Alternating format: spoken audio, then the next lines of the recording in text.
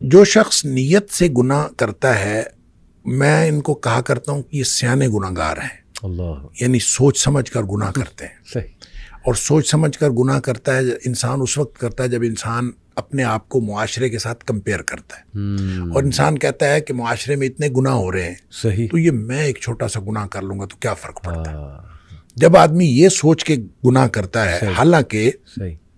ایک تو انسان کی استطاعت کا کسی دوسرے کی انسان کی استطاعت کے ساتھ کمپیریزن ہے ہی نہیں. بالکل ٹھیک. لا یکلف اللہ نفسا الا وسعها جو ہے، ہر شخص کا امتحان اس کی استطاعت کے مطابق. صحیح. لہذا ہو سکتا ہے کہ کوئی دوسرا کوئی بڑا گناہ کر کے بھی بخشا جائے اور آپ کو چھوٹا سا گناہ پکڑوا دے، یہ ہو سکتا ہے. لہذا آپ کسی کے ساتھ کمپیریزن نہیں کر سکتے. صحیح. آپ کی استطاعت، آپ کی صلاحیت وہ الگ ہے، دوسرے کی استطاعت اور صلاحیت الگ ہے. صحیح بات. اس کا امتحان اس کی استطاعت کے مطابق، آپ کا امتحان آپ کی استطاعت. لہذا اس کی کمپیریزن آپ کر نہیں سکتے. لیکن جو گناہ کرتے ہیں وہ عام طور پہ اس کو بنیاد بناتے ہیں، لوگ اتنے بڑے بڑے گناہ کر رہے ہیں، ہم اتنا چھوٹا سا کر لیں. یہ جب سوچ سمجھ کے کرتے ہیں تو اس کانسیپٹ سے توبہ کی عام طور پہ توفیق نہیں ملتی. اللہ. اس کی وجہ یہ ہے کہ آدمی نے سوچ سمجھ کے کیا ہوتا ہے کہ کوئی حرج نہیں ہے کہ میں کر لوں گا تو کیا حرج ہے. اس کو پھر توبہ کی طرف بالعموم اس کا دھیان توجہ ہی نہیں جاتی، کیونکہ اس نے سوچ کے کیا ہوتا ہے کیا حرج ہے. بالکل ٹھیک. دوسرے گناہ گار وہ ہیں جن سے ہو جاتا ہے، وہ اس نے یہ طے کیا ہوتا ہے کہ یا اللہ میں نے کوئی گناہ نہیں کرنا. اللہ کے ساتھ نیتاً صحیح اس نے یہ بات طے کی ہوتی ہے کہ میں نے کوئی گناہ نہیں کرنا. بالکل ٹھیک. گناہ اس سے بھی ہو جاتا ہے. صحیح بات. کیونکہ کلو بنی آدم خطا ہو. صحیح. یعنی ایسا تو ہو نہیں سکتا کہ اس سے گناہ. اس سے گناہ کیوں ہوتا ہے؟ دو وجوہات کی بنیاد پر ہوتا ہے، یا جذبات کی مغلوبیت کی وجہ سے، یا حالات کی مغلوبیت کی وجہ سے. صحیح. یعنی وہ اس کے حالات ایسے ہوتے ہیں کہ جو اس کو گناہ کی طرف لے جاتے ہیں، یا پھر اس کے جذبات، بعض اوقات انسان اپنے جذبات سے مغلوب ہو جاتا ہے اور انسان چل پڑتا ہے گناہ کی طرف، شہوات سے یا جذبات سے. اب جب وہ مغلوب ہوا اور مغلوب ہو سے حالات کی وجہ سے کوئی کیفیت ایسی بن گئی کہ وہ گناہ میں وہ انوالو ہو گیا، صحیح. یا پھر جذبات ایسے اس کے اوپر حاوی ہوئے کہ وہ گناہ میں انوالو ہو گیا. ٹھیک.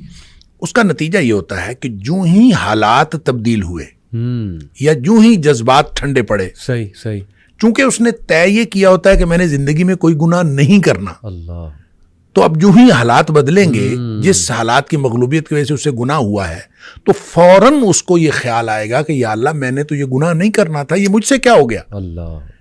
اور اسی طرح جب اس کے جذبات ٹھنڈے پڑیں گے تو اسی وقت اس کو خیال آئے گا، ہوش حواس میں آئے گا، تو کہے گا یا اللہ میں نے تو یہ نہیں کرنا تھا، یہ مجھ سے کیا ہو گیا. یہ ہے وہ ثم یتوبون من قریب، کہ فوراً وہ توبہ کر لیتے، پھر اس کو فوراً خیال آتا ہے کہ میں وہ جو ندامت اور شرمندگی اس کو ہوتی ہے، وہ جو پشیمانی اس کو ہوتی ہے، یہ ندامت اصل میں اللہ کو پسند ہے. کیا بات. کہ انسان کو ندامت اور شرمندگی ہو کہ یا اللہ میں گناہ کر بیٹھا ہوں، میں نے تو یہ نہیں کرنا تھا.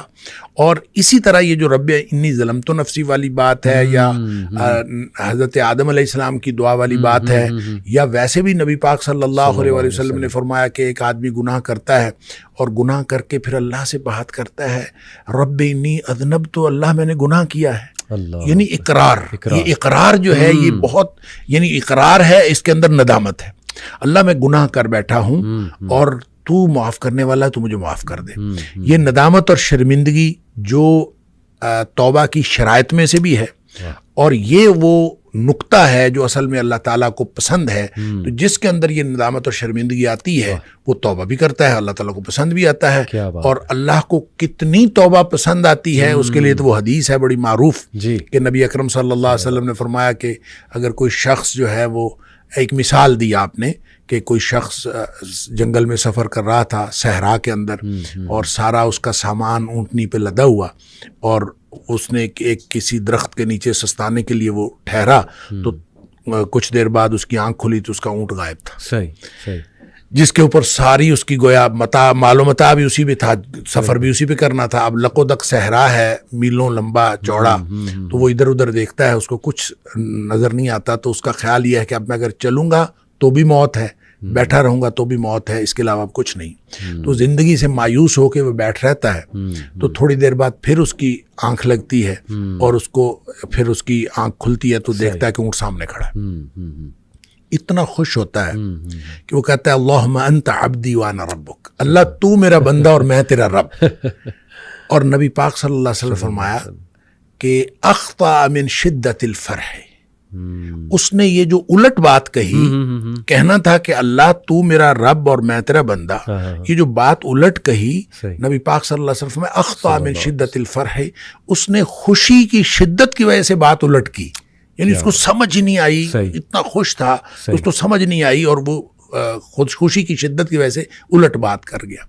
نبی پاک صلی اللہ علیہ وسلم فرمایا اس شخص کو جتنی خوشی ہوئی ہے نا، اللہ کو اپنے بندے کی توبہ سے اس سے زیادہ خوشی ہوتی۔ کیا بات ہے، کیا بات ہے۔ اب اس کے بعد کیا بات باقی رہ جاتی ہے؟